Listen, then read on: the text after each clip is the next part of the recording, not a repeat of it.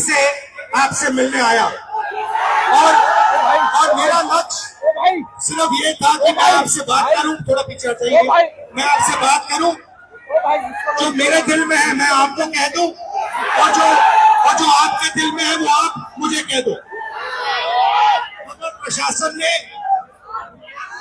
मुझे पूरी तरह रोकने की कोशिश की, बैरियर लगाया, बैरिकेड लगाया, और मैं पीछे के रास्ते से आपके यहां आ गया।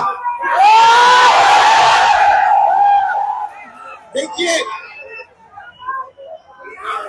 दलित, पिछड़ा वर्ग, अति पिछड़ा वर्ग, आदिवासी वर्ग, आपके खिलाफ इस देश में 24 घंटा अत्याचार होता है।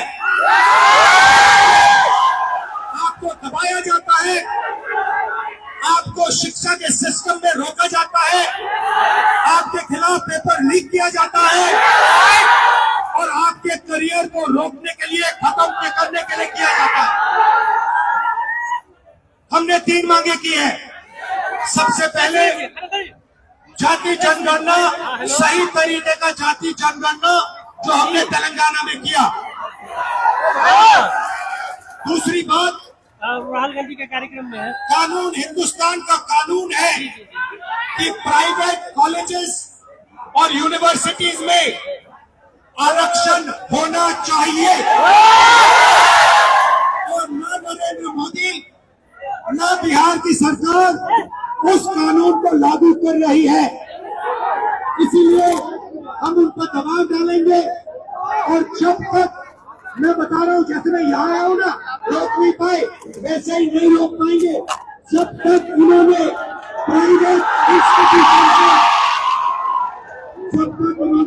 इंस्टीट्यूशंस में रिजर्वेशन नहीं किया, तब तक हम आगे बढ़ते जाएंगे, लड़ते जाएंगे।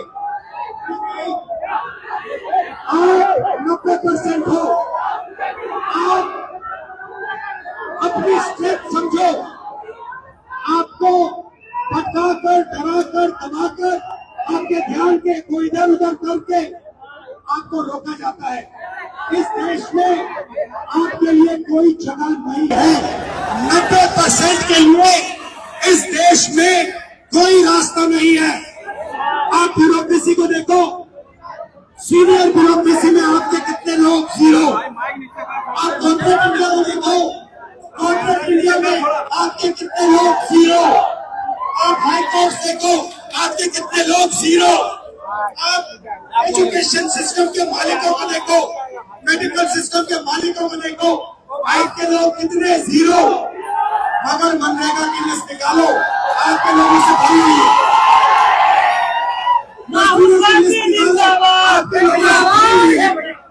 सारे का सारे कॉन्ट्रैक्ट, सारा का सारा धन 5-10% के हाथ में जाता है, और आपको उल्टी सीधी बात बताकर आपके ध्यान को इधर उधर कर दिया जाता है।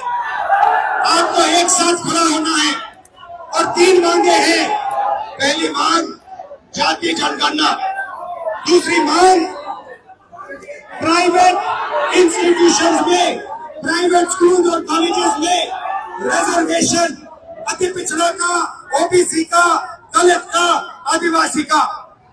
तीसरी बात, SC ST सप्लाई, जो आपका पैसा है, जो आपको नहीं दिया जाता है, आपको वो दिया जाना चाहिए। ये 3 चीजें कहने में आपसे आया था।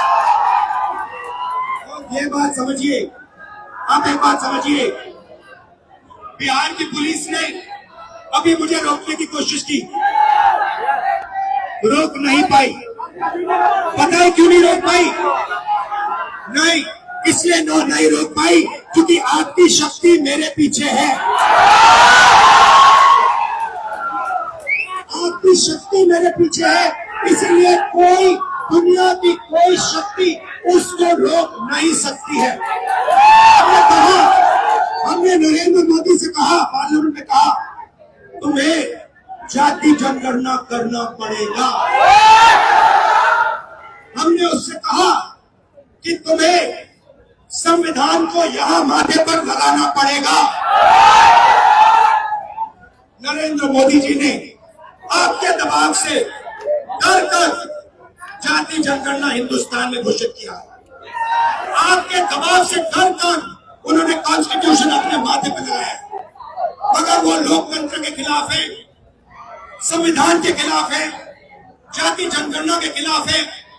और जो 90% हिंदुस्तान की गरीब आबादी है, अति पिछड़ा दलित, आदिवासी, माइनॉरिटीज, ये इन सब के खिलाफ है। ये अदानी अंबानी की सरकार है, ये आपकी सरकार नहीं है। आपने इतने प्यार से मेरी बात सुनी, इसके लिए आप सबको दिल से बहुत बहुत धन्यवाद। मैं जानता हूँ SC ST अति पिछड़ा हॉस्टल्स में यहाँ क्या होता है। मैं आपको गारंटी देता हूँ, जैसे हिंदुस्तान में सरकार आएगी, जैसे ही बिहार में हमारी सरकार आएगी, हम ये सारा का सारा बदल देंगे और आपके लिए जो होना चाहिए वो करके दिखाएंगे। आप सबको बहुत बहुत धन्यवाद। नमस्कार, जय हिंद।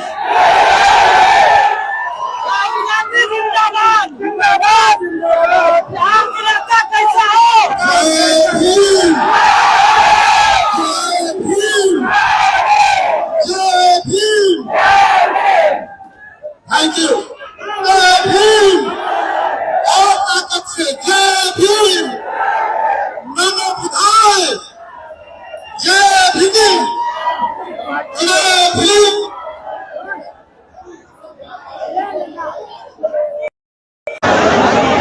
दे दियो ओ भाई, एक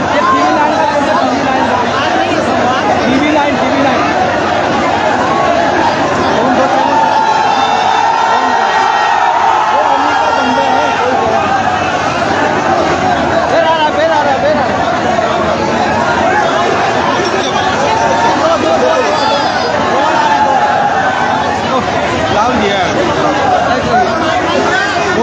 कुछ बोलेगा, पता नहीं क्या है।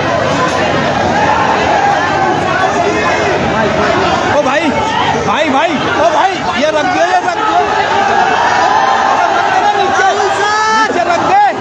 ओ भाई रख देना, नीचे रख देना।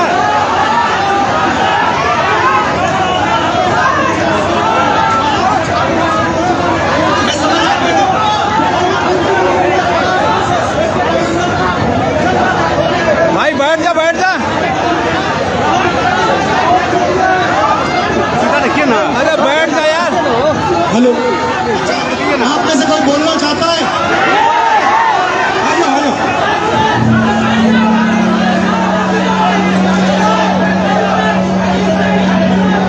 आपका नाम? यहाँ पे आपके हॉस्टल में क्या हालत है, थोड़ा बताइए मुझे। क्या बहुत खराब है हॉस्टल का, बहुत दयनीय। हम लोग बहुत बुरी स्थिति में रहते हैं। सब जो प्रशासन है उसके बाद हमारे प्रताड़ना भी जाती है हॉस्टल को खाली करने पर। सर आपसे बहुत उम्मीद है, आपसे उम्मीद इसलिए है कि आप नेता प्रतिपक्ष है और आप हमारे देश के अगले यशस्वी प्रधानमंत्री है। सर आपसे बहुत उम्मीद है। आपके साइड से, आप सबके साइड से लोकसभा में मैं कौन सा मुद्दा उठाऊं? सर लोकसभा में सर जो दलित किसान भेदभाव होता है और शिक्षा का सर जो बजट है निम्बत नहीं घटता जा रहा है, बजट है घटती जा रही है। दलित की शिक्षा तो सर दलित की शिक्षा योजना स्तर पर मिलती है, लेकिन उसको जमीनी स्तर पर नहीं मिलती है। सर ये जो नई शिक्षा नीति है इसमें सर दलित विरोधी है।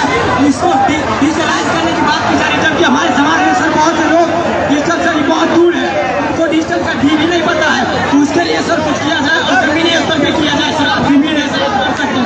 ये जो शिक्षा का सिस्टम और स्वास्थ्य का सिस्टम प्राइवेटाइज हो रहा है, इसके बारे में आप क्या सोचते हो? सर प्राइवेटाइज करने का सर ये सरकार की जो मंशा है सर उसे SC ST OBC को दूर रखा जाए सिस्टम से। सर हम लोग शुरू से सिस्टम से दूर है, न हमारा मीडिया में कोई है, न हमारा उद्योगपति कोई है, न हमारा बड़ा ब्यूरोक्रेट्स में कोई है। तो सर हम लोग को जो है वो देनी चाहिए सरकार को। इधर देख के मीडिया के बारे में बताइए थोड़ा। सब इधर देख के।